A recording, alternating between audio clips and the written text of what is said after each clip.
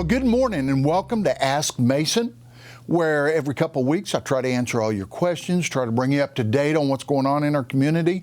And specifically this morning, I want to talk about how busy we've been the last 2 weeks and all the things that have been going on in our community. I remind you that if you do have questions that you want to ask, we can be reached at askmason@enid.org. We'll never use your name, just send in your questions, and I'll do my very best to answer that. So, over the last 2 weeks, we recently just had the RAM event, medical event here in town, the Remote Area Medical Clinic, where it was a clinic that was absolutely free to anybody that wanted to come. Didn't ask for ID, didn't ask for anything. Just if you showed up and you needed medical, dental, or vision, they would help you. People could leave actually with glasses that day. I'm being told that we had almost 400 people receive services in one day. And that was a bonanza for our community. Not only did people come in to get medical services completely free of charge, but the entire staff and support staff that come with them stayed at our hotels, ate at our restaurants. And at the end of the day, it was just a great service to do for our community. I'm so glad that Enid is now connected with that. We hope to be doing that again in the future. Another thing that recently happened that if you weren't a part of this, you missed an incredible event.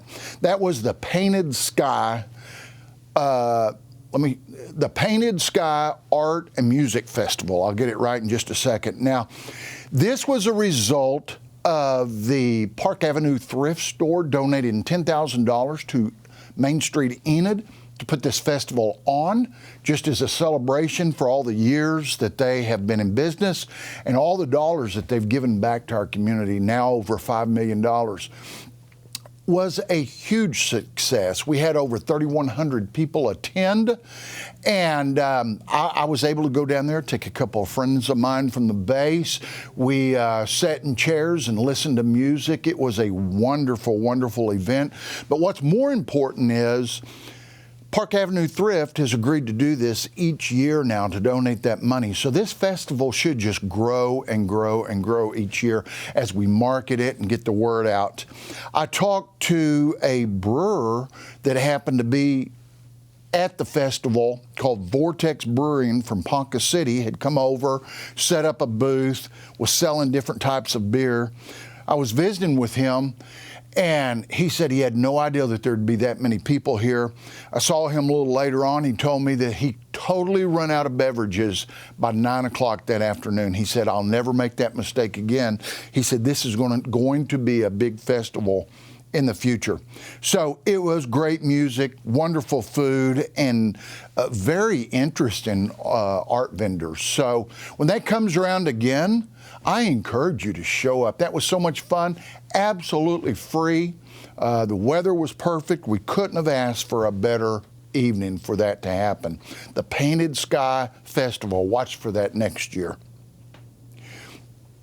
The other thing that happened this week was has already started happening and will be complete this Friday.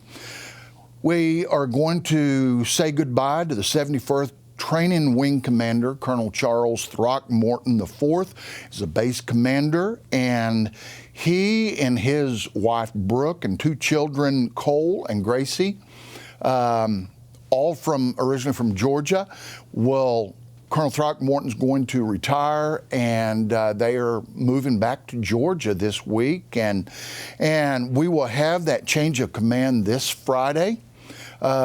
Certainly going to be missed. He was such a good leader. You didn't talk to anybody that just didn't talk about what a wonderful person he was. But you know, after I think he told me 27 years in the military in 14 locations, I think they're ready to settle down. Had dinner with Throck and Brooke the other night, and Brooke made the comment, she said, we're finally going to get to work on our house, a house that we've purchased. So I think sometimes it's easy for us to forget, one, that it's not just the active duty person that is serving our military, but it's the entire family that has a lot of challenges and moves so many times. But we wish them the best.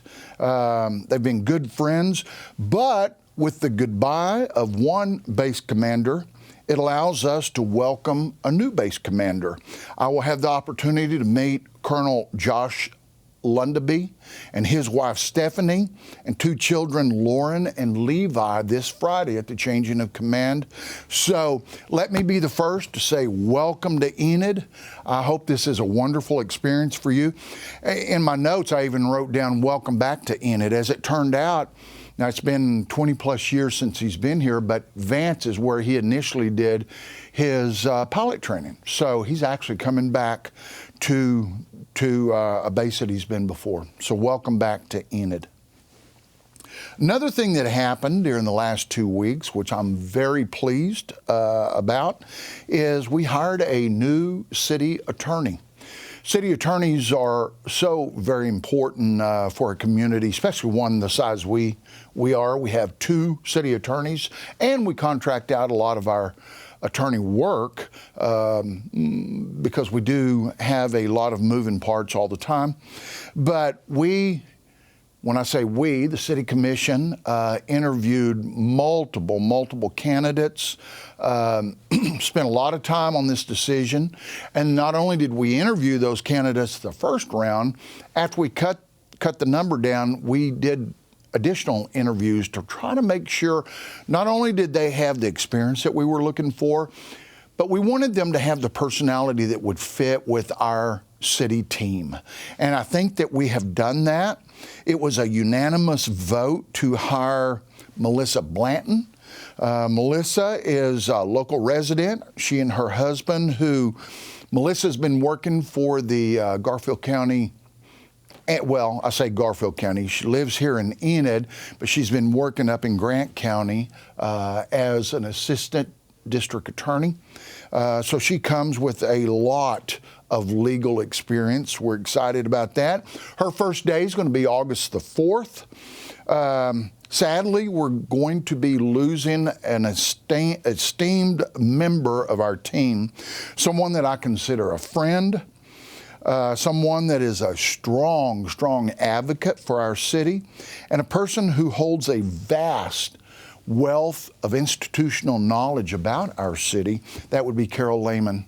Carol's been with the city for quite some time, and we're going to miss Carol. She's just a staple down there at City Hall, but Carol has agreed to stay on through August and help onboard Melissa, which I'm excited about.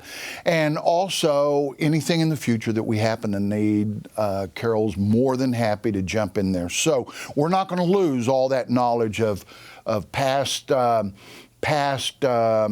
situations that the city's been in, why we've done things, why we have ordinances that we have. Carol will be able to, I think, bring Melissa up to speed very quickly. So that's just in 2 weeks. I'll leave you with this, that I hope that you can see just how quickly the city of Enid is growing, but not only growing, but we are changing every single day. And to realize and understand that change isn't bad. Change is good for a community. It keeps us fresh. It keeps us looking towards the future. And I just want to remind you, you always hear me say that we are a city on the move, but we truly are. There's no day that's the same as the day before. So we're a city on the move. I'm excited about Enid, the things that are coming. I will tell you, watch your newspaper. We're going to have a big announcement here pretty soon. Can't talk about it right now, but that will be coming very soon. And I encourage you to get out and enjoy our community. Find a way to be a part of our community. Instead of finding the negative, find the positive. Go be a part of something. So with that being said, enjoy the rest of your week. I know I will.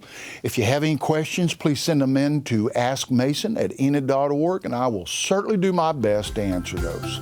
Thank you.